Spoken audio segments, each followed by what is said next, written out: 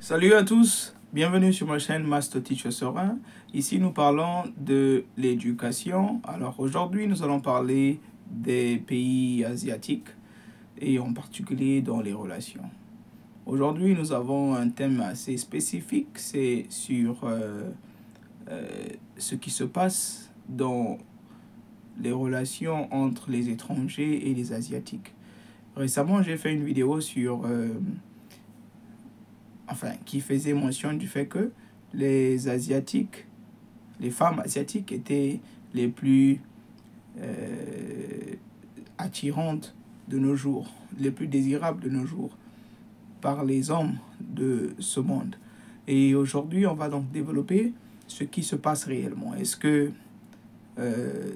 tout ce qui se retrouve dans des situations où ils sont mariés avec des Asiatiques sont forcément aussi heureux que ça, ou bien c'est une majorité ou une minorité, ou comment ça se passe? On va donc décortiquer ça aujourd'hui.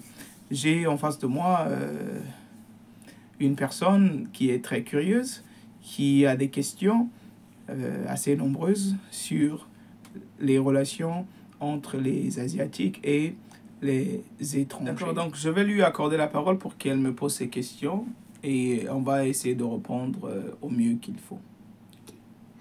Merci pour cette opportunité. Okay. J'ai certaines questions que j'aimerais bien poser. Et la première est basée sur le stress. J'entends parler souvent, j'entends dire que les Asiatiques donnent du stress à leur mari. Est-ce vrai? Bien,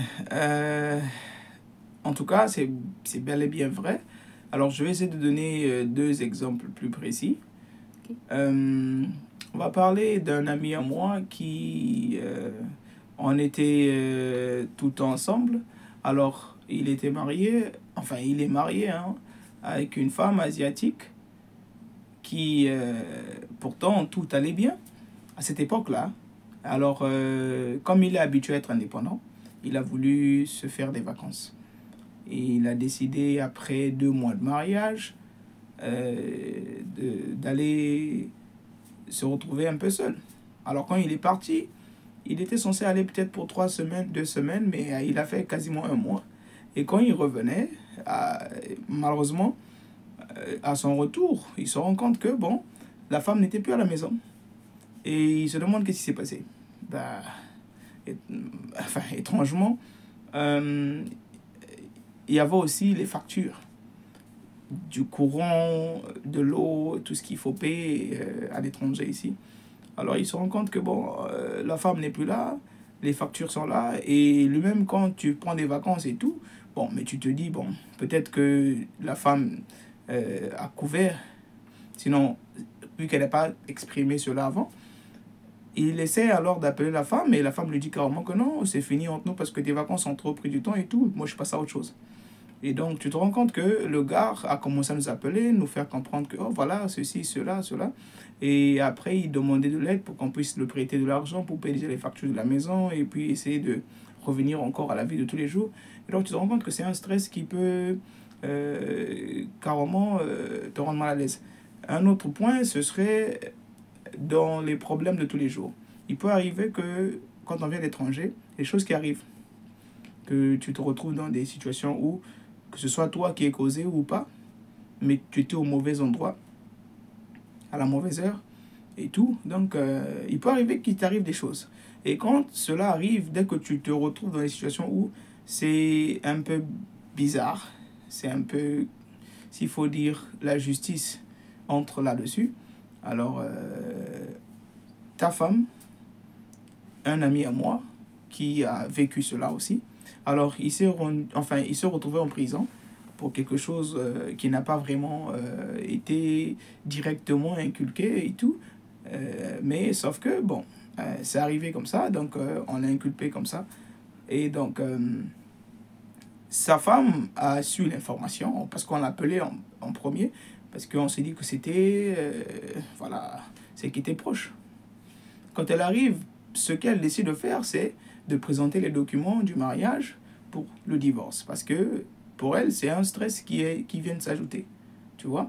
Par contre, pour d'autres personnes, ils se diraient, bon, quand c'est des situations comme ça, je prends le support, sinon le confort et tout consort de ma femme. Mais malheureusement pour lui, c'était le contraire, on l'a rejeté. Et après, bon, c'était plus complexe pour lui.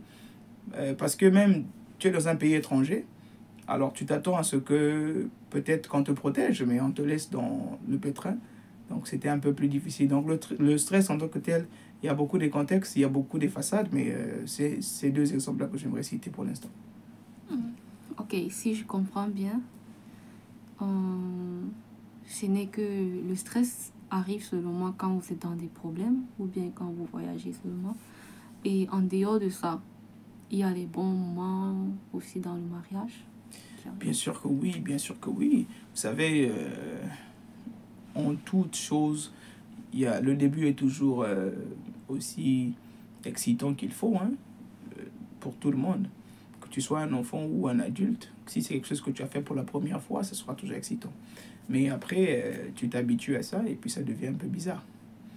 Mais non, pour un début en tant que tel, si tout se passe bien, c'est bien beau. Mais le problème, c'est de placer les bases. D'accord? Alors, je vais vous prendre un exemple d'un ami encore qui était dans une relation assez intéressante. Le problème, c'est quoi? C'est que il n'a pas pris le temps d'étudier la femme. Vous savez, à l'étranger, ça se passe souvent. Hein? Vous venez, vous rencontrez, un mois après, vous vous mariez. D'accord? Donc, tu n'as pas pris le temps de réellement étudier le caractère de la femme, d'étudier ce que tu penses qui peut être les problèmes futurs, d'anticiper. Alors, dans son cas, c'était un ami malien.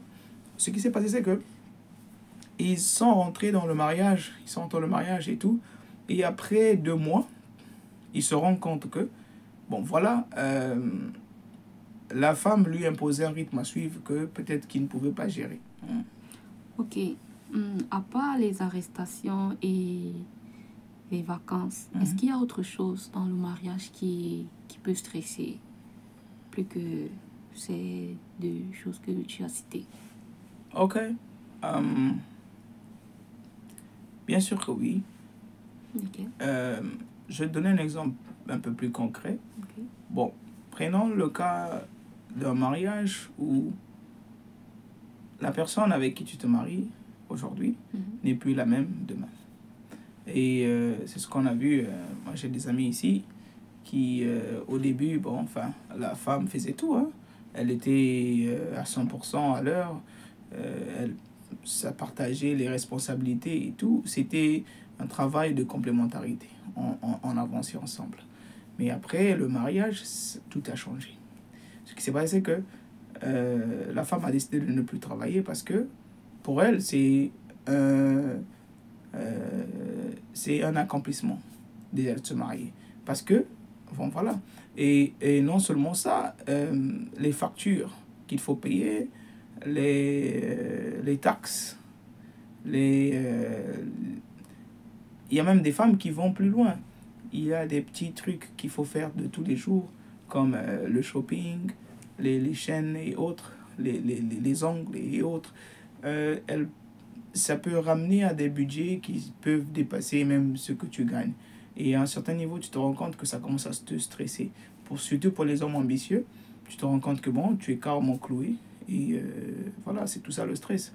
À mon niveau, je dirais que c'est ces surprises-là, des fois, qui peuvent être détrimentales, en tout cas, pour la vie de tous les jours.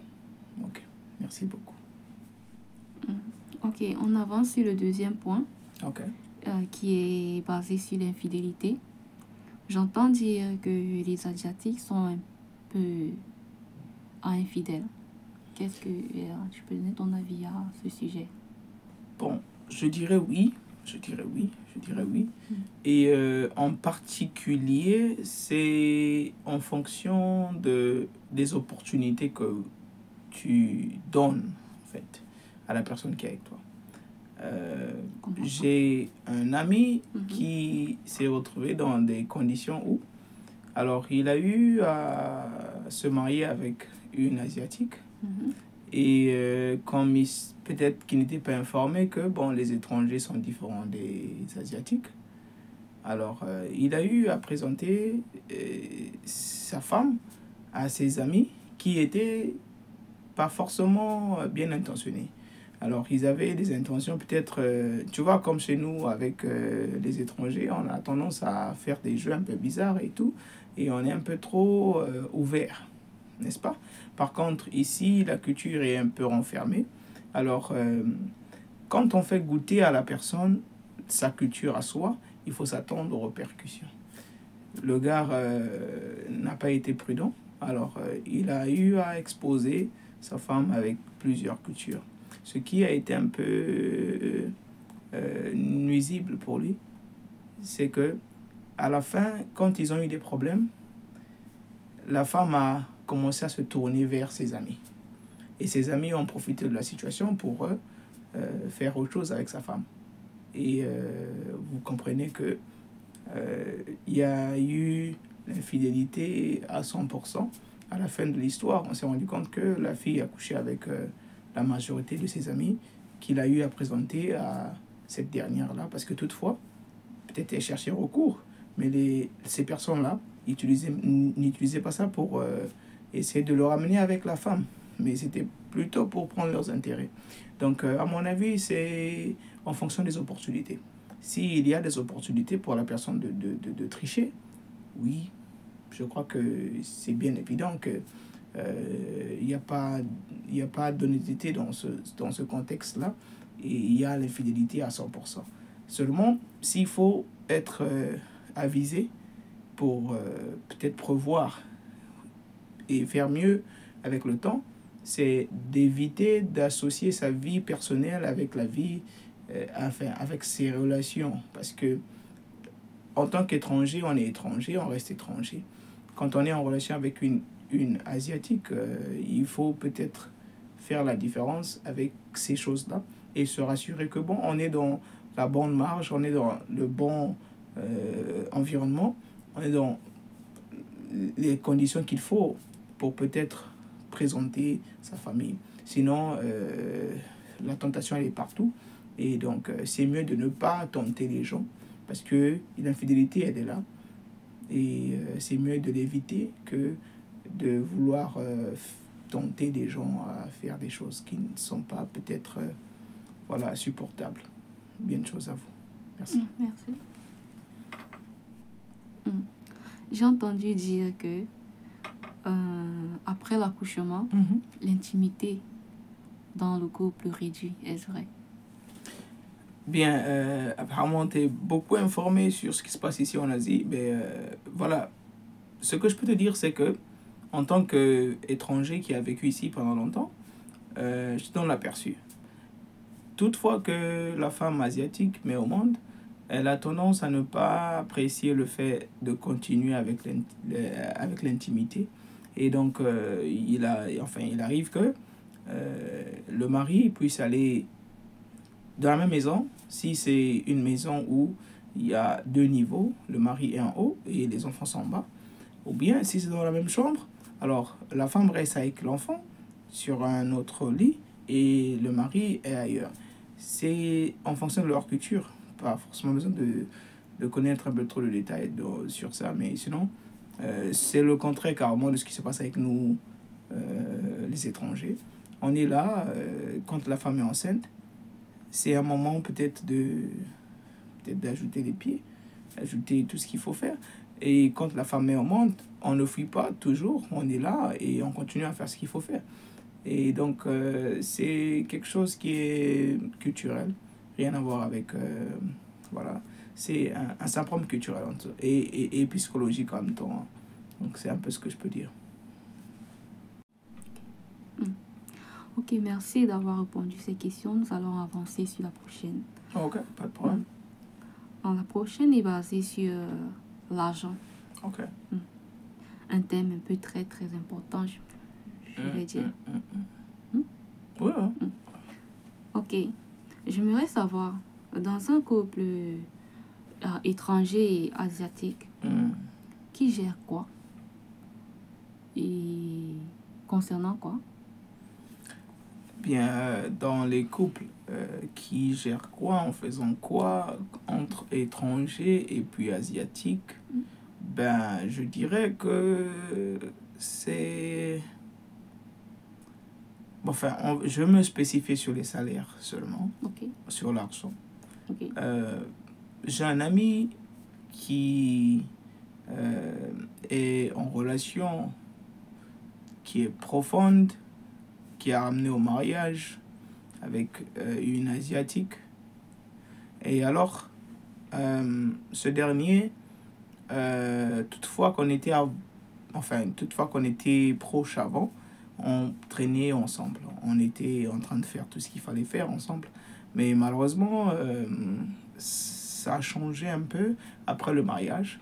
Et quand il nous relatait l'histoire, c'est que sa femme asiatique lui avait ravi son propre salaire. C'est-à-dire que tu vas travailler tous les mois et quand tu rentres à la maison, tu te rends compte que le jour de ton salaire, n'est-ce pas? Tu rentres à la maison, tu te rends compte que tu dois remettre son salaire à ta femme parce que c'est comme ça qu'elle fonctionne. Ici en Asie, les femmes sont très dominantes et tout. Et le gars faisait autant parce que, bon, enfin, il était du Mali, hein. C'est des gens qui sont très obédients, très... obéissants, voilà, obéissants. Donc, c'est des gens qui sont très obéissants. Alors, voilà, donc le gars, il obéissait à la femme. Et à ce niveau même, on ne pouvait plus sortir avec le gars parce que déjà, des fois, quand vous lui dites, bon, enfin, on sort pour aller peut-être prendre un pot, il te dit carrément qu'il n'a pas d'argent parce que sa femme l'a donné peut-être 500, quelque chose comme ça, pour le petit déjeuner. Et les autres, il ne peut pas se permettre de s'acheter peut-être une bière ailleurs. Tu vois, donc c'était un peu dans ce contexte-là que ça fonctionnait. Et donc, il y en a, en termes de ce que la femme contrôle et tout, il y a des Asiatiques qui sont très dominantes. Et jusqu'au niveau de ton salaire à toi, c'est elle qui va tout gérer. C'est elle qui va tout gérer. Bon, il peut aussi arriver que si tu mets les choses au clair avec elle, bah, les choses seront différentes. Les choses seront différentes en fonction de ta culture. Mais de façon générale, de leur culture à eux, c'est des gens qui aiment dominer. C'est des gens qui aiment quand elle contrôle tout de toi.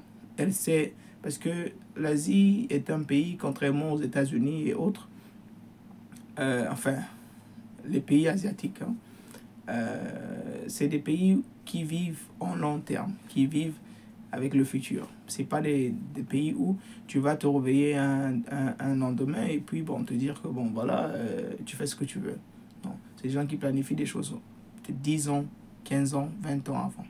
Alors quand tu fonctionnes avec eux, c'est mieux de mettre les bases pour que vous puissiez avancer à long terme. S'il n'y a pas de bases, si c'est quelque chose qui est trop rapide, ça risque de créer des embouchures à la fin. Et bon, voilà. Donc, c'est un peu dans ce contexte-là. Ouais. Okay. Donc, dans ce même contexte-là, j'ai eu un autre ami qui était un Nigérien, qui a fait mieux que ça, peut-être, dans mon contexte en tant qu'Africain.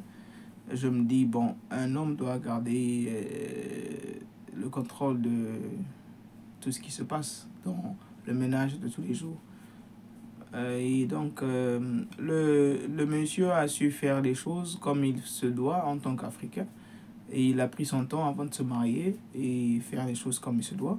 Alors, à ce niveau-là, il est arrivé à un niveau où son mariage à lui, c'était différent. Les finances en tant que telles, il faisait ce qu'il voulait. Il avait son compte à lui. Il faisait ce qu'il voulait avec son argent. La femme avait son argent. Et donc, tout était au calme. Donc, vraiment, ça dépend de ce que vous voulez faire avec votre argent, de ce que vous pensez, de comment on doit gérer les choses et tout, s'il faut s'accaparer des finances pour l'instant. Donc, tout ça dépend de qui vous êtes et ce que vous voulez faire avec votre relation. Bien. Merci beaucoup. Alors, ce sujet est tellement intéressant que j'ai beaucoup de questions à vous poser. Okay. Mais je pense que je vais m'arrêter sur celle-ci puisque le temps nous est compté. Bon, je me lance. À ce sujet de garde, par exemple, dans un couple étranger et asiatique, quand ils se marient, tout va bien. Mais après 2-3 ans, peut-être ils ne sont plus en bon terme et ils ont peut-être un enfant. S'ils vont au tribunal, qui prendra la garde de l'enfant? Ok, c'est une question qui est très pertinente en tout cas. Merci beaucoup pour la question. De ce que moi j'ai eu à voir et de ce que j'ai eu à écouter ou de vivre des autres frères qui, comme moi, ont eu à faire l'Asie, bizarrement, rarement dans les cas où tu te retrouves dans des circonstances où, en tant qu'étranger, tu gagnes l'affaire. Impossible de gagner l'affaire. Parce que ici, déjà, en particulier si tu es un homme, l'Asie est telle que la femme passe en premier, malgré leur façon de faire les choses. Bon, pour ne pas dire la femme en tant que telle, mais l'asiatique passe en premier. D'accord? Donc pour toi, en tant qu'étranger, de gagner l'affaire, c'est quasiment impossible. Que tu sois dans le côté féminin ou masculin, c'est presque impossible. Mais pour argumenter un peu plus sur ce qui se passe, en fait, quand tu veux... Enfin, peut-être, disons que tu penses que peut-être la culture d'ici ne te convient pas ou ne convient pas à l'éducation que tu veux donner à tes enfants. Parce que chez nous, en Afrique, par exemple, moi, je suis africain, moi, et je pense que l'éducation de l'enfant doit venir du père. Il y a des choses que la maman peut ajouter, mais la base, les fondations, ça vient du père. Alors, quand c'est comme ça, si tu penses que tu peux décider de prendre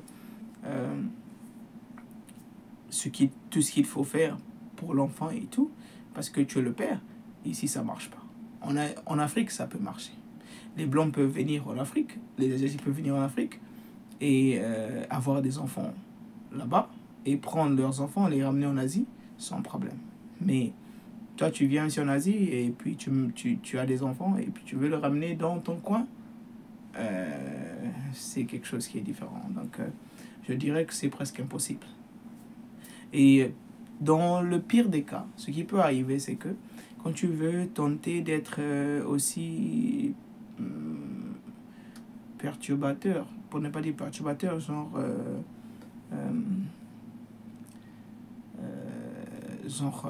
que tu es trop résistant, en fait, que tu veux prouver en fait à la famille que non, tu n'es pas intéressé et tout, tu veux carrément te débarrasser d'eux, ça ne pourra pas marcher. Ce qui peut arriver, c'est qu'on va t'arracher le patrimoine de l'enfant. On va t'arracher tout ce que tu as comme les droits légalement sur l'enfant. Ici en Asie, c'est trop possible même, en particulier, que ce soit, enfin, de façon générale, c'est plus quand l'enfant a le droit de dire quoi que ce soit sur ce qu'elle veut.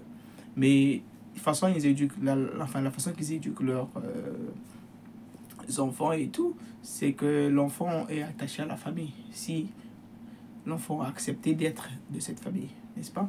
Et sa maman insiste dessus, l'enfant peut signer un papier qui va dire que toi, on te rejette en tant que père de cet enfant-là. C'est-à-dire que tu perds tes droits légalement et puis tes droits de façon sociale, de façon intimate, de façon des émotions. Donc, c'est dans tous les contextes en tout cas. Et non seulement ça, bon, il y a pas grand-chose que tu peux faire, Tout ce que tu peux faire, c'est essayer de t'arranger à être bien avec les parents de ta femme et ta femme pour que au moins tu puisses les convaincre que, bon voilà, en fonction de l'éducation que vous avez ici, de votre culture et tout, je pense que l'enfant peut avoir ceci, cela. Si ta famille que tu es entré dans est convaincue de toi, alors ils peuvent te laisser l'opportunité de ramener l'enfant ailleurs et puis bon, te soutenir aussi dans ce contexte-là. et faire autre chose avec l'enfant et son futur. Pourvu qu'ils se rassurent que l'enfant ne va pas forcément... Parce que pour eux, peut-être la peur. Tu vas remarquer qu'en Asie, ils ne veulent pas devenir étrangers. Ils ne veulent pas devenir étrangers, ils veulent rester asiatiques.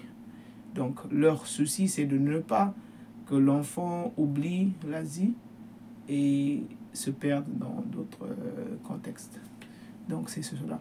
Et arrange-toi à ne pas forcer la marge et faire de sorte que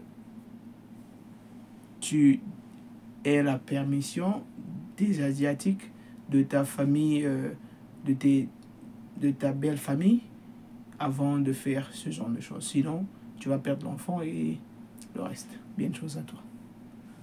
Merci. Ok, donc, mais en tout cas, c'était un plaisir de causer avec toi et tout. J'espère qu'on aura le temps de plus discuter. C'était le Master Teacher Serene Channel. À la prochaine.